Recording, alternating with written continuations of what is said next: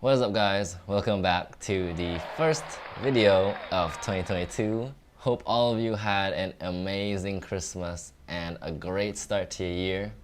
Me, on the other hand, started this year a little bit rough. Why? A few days before the new year happened, I misplaced my Apple Pencil.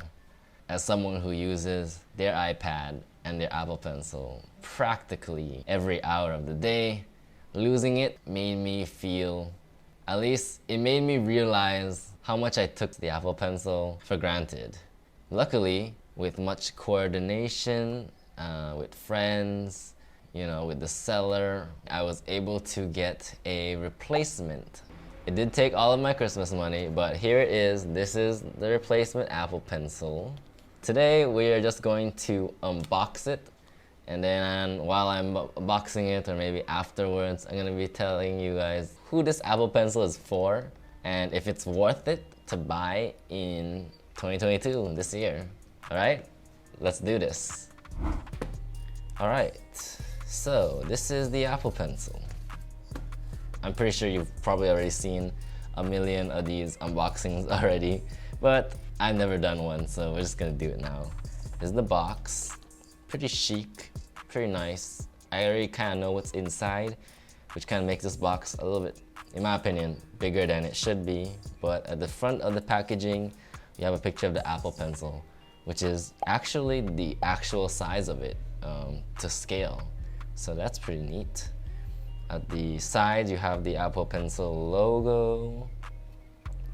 Nothing at the top and bottom. And at the back, you basically have your usual information, where is it from, serial code, and even a graphic that shows you where you should put it on your iPad. This is the second generation, the one with much needed improvements. We've got this plastic pull tab. I've never done this before.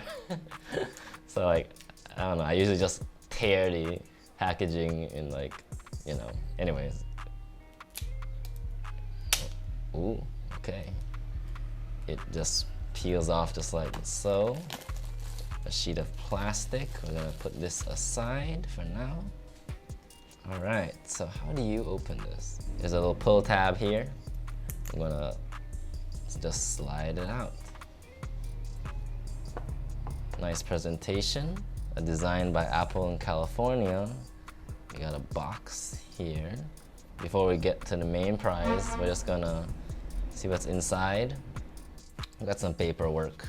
We got your Apple Pencil quick start guide, which gives you instructions on how to do it, or how to use it. Here we have what looks to be warranty, safety and handling, and warranty information. Stuff that I probably won't read. And here is the main attraction, the Apple Pencil. There's nothing really that comes with it. It's here. Oh, how I missed this so. It's been a while, man. I'm surely not gonna take this one for granted. I'm gonna take, ooh, whoops. Whoops. Gotta be careful not to drop it, because I've dropped this a couple of times before. And if it drops on the tip, sometimes it dents it in a way, and then it no longer is as smooth as can be. Gotta be careful with your Apple Pencil, don't drop it. And so yeah, this is the Apple Pencil. Yeah, there's not much to it. It feels really nice, matte, light. It comes with one tip already included, which you can screw off, right? And replace, because as much as you want them to last forever, the tips do wear off as you write. So you just screw it back on. Don't screw it on too tight, because it also senses pressure. You got the Apple logo. So another thing I want to talk about with this Apple Pencil is how it compares to, actual pen and pencil. I don't have any pencils with me at the moment because I stopped using pencil. But here's a pen, here's a pencil, and let's see how it compares. So at first glance, the Apple Pencil is definitely longer than your average pen by probably an inch, maybe a little bit less. but definitely at least 2 centimeters. In terms of weight, honestly, the pen is definitely lighter, but the Apple Pencil does not feel that much more heavier than an average pen. And I believe pencils are actually longer than pens either way, so I might be making a horrible comparison. Another feature of this pencil is the fact that it has what I feel is like a vibration sensor near the strip that's near the tip, and that allows you to double tap to change different tools, right? You can change from writing, you can double tap and you can get an eraser, and you can even use it to switch between tools in supported apps. It doesn't always have to be pen and eraser. It can be, you know, some other tool, like maybe a brush and then like another tool. It's all customizable.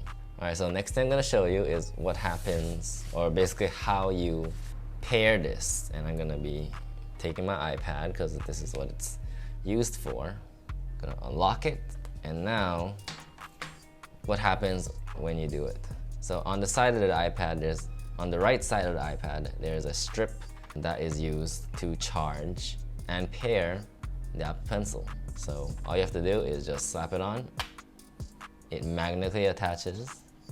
As you can see, the Apple Pencil logo appears, it charges, yes, 50%, and you're done. That's it. You're paired. And just to show you how strong this is, I can shake it and it will definitely not be coming off that easily.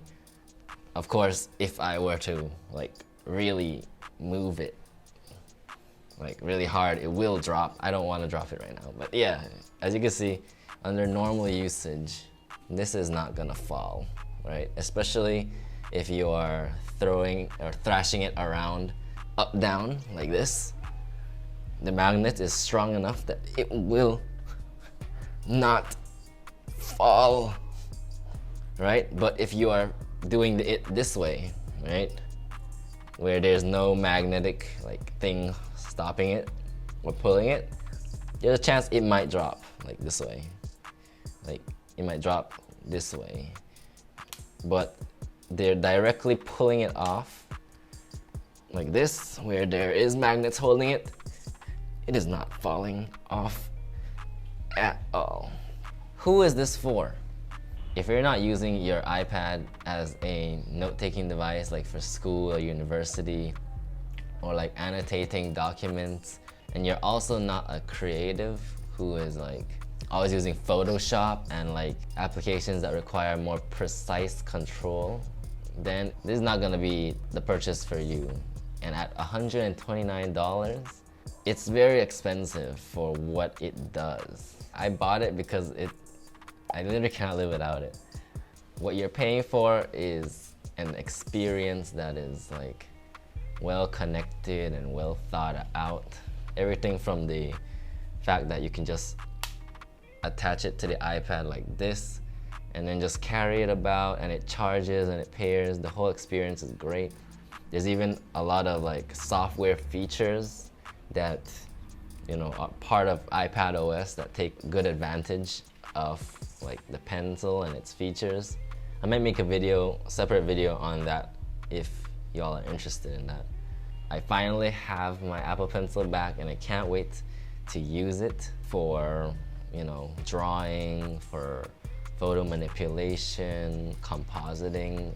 I actually want to get into graphic design as well, and also just writing notes back, because I miss writing notes for school. There are alternatives to styluses for iPads. There is one that I would probably recommend for those of you who just want to like note take and aren't really interested in like the drawing aspect. The Logitech Crayon uses the same technology, like the same tip as this. It just, you know, doesn't have the fancy double tap gesture. It doesn't magnetically attach. It charges with a lightning cable. It doesn't have pressure sensitivity, which might not mean much if you don't like, you know, draw. And if you're just note-taking, you don't really need the pressure sensitivity. And so yeah, that's a little bit cheaper. And while I haven't been able to test other styluses because I'm not a tech reviewer. I'm not just buying stuff to review. I find like the ones with the Apple Pencil technology, like the Logic Crayon and this, it just has the more no fuss experience. So yeah, is it worth it in 2022? Perhaps. There have been rumors that Apple would refresh the Apple Pencil, you know, the Apple and give us the Apple Pencil 3. Not sure when that will come out, if it ever will, but you know, I'm hoping for stuff like adding an eraser to the top of this. And yeah, that is my little short review of the Apple Pencil. Thank you for watching. Stay tuned for more content in the future. Peace.